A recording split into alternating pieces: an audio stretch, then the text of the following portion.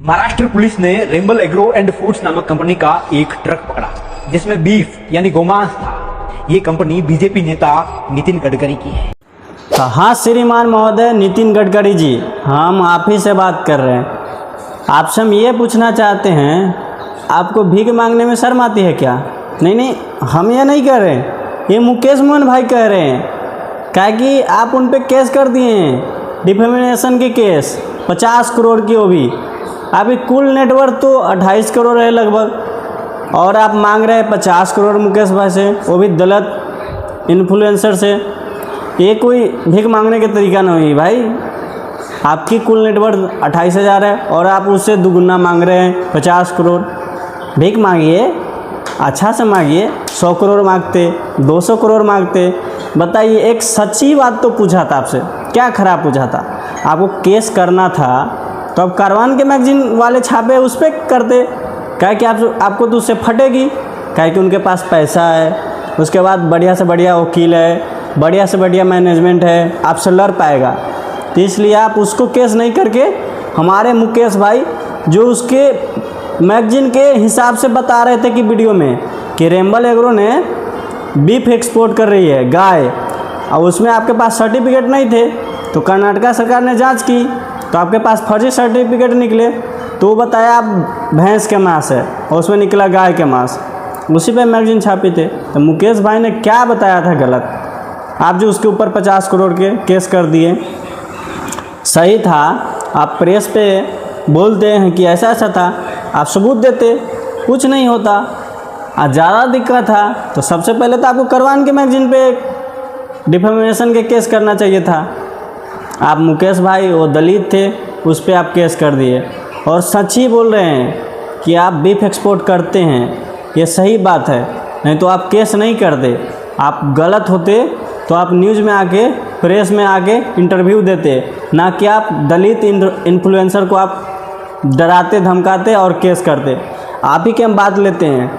जब आपके बेटा नितिन गडकरी का एक कंपनी है E20, जो आप मिलाते हैं पेट्रोल में, इथेनॉल, जिसे E20 कहते हैं, तो आप उस समय मुकेश भाई को वो शेयर किए हैं वीडियो कि आप पेड प्रमोशन के लिए लगभग समथिंग 1,42,000 प्लस GST आप उसको पे करने के लिए डिमांड किए थे।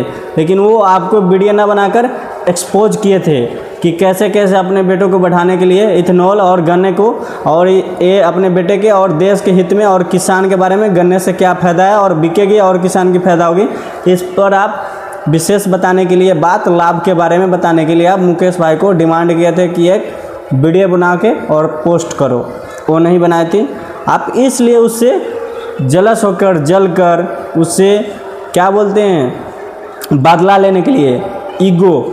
अरे महाराज, आप नेता हैं, नेता बोलते हैं चुने जाते जनता को। आप ये मत भूलिए कि आप जनता द्वारा चुने गए हैं। आपको जनता जब चाहे हटा भी सकती है, तो राजा मत बनिए। आपको गद्दी मिल गई है तो ये मत समझिए कि हमको आप जीवन भर के लिए मिल गया है। शर्म उरम कुछ लगता है? आप बोलते हैं स्पेस टेक्नोलॉजी से हम रोड बनाते हैं। ये रोड सही चल रहा है, 5 महीने में ख़राब हो जाती है, उसके बाद ही कहते हैं स्पेस टेक्नोलॉजी से हम बनाते हैं, गड्ढा रह जाता है, सड़क टिक नहीं पाता है। क्या कमी रह गई हमारे देश में कि इतना ख़राब नेता आ रहा है? भगत सिंह इसीलिए आज़ादी दिला के चले गए कि आप लोग डेमोक्रेसी के जान मार दो, दलित आदमी पर इतना बड़ा केस कर दो, धमकाया जा रहा है, डराया जा रहा है। कितने क्रिएटर के आईडी सस्पेंड की जा रही है, वो डरने वाले नहीं हैं। आप लोगों की लंका लग गई है, बुझिए। जिस दिन जी जाग गए ना, नेपाल के हाई हो जाएगा, तो मत उड़िए। तो आप लोगों को हम यही कहना चाहते हैं, ये बीफ एक्सपोर्ट वाली बात रेंबल एग्रो, निखिल गडकरी और नितिन गडकरी के बेटे का, ये सही बात है, और कंपनी इसी पे आधारित है। वो सही में बीफ एक्सपोर्ट कर रहे थे और वो सही बात है। नहीं तो मुकेश भाई पर ना होकर वो करवान के मैगजीन पे, उसको छापने वाले पे केस होती, उस पर केस होती। तो आप लोगों से यही कहते हैं कि इन्फ्लुएंसर की बात सुनिए और सपोर्ट करिए, तभी देश आगे जा पाएगा। आप गोदी मीडिया तो बिक चुकी है, तो उस पर आपका भरोसा नहीं है, उसको बाइकआउट करिए, मत देखिए, वो पैसे के लिए बिक चुकी है।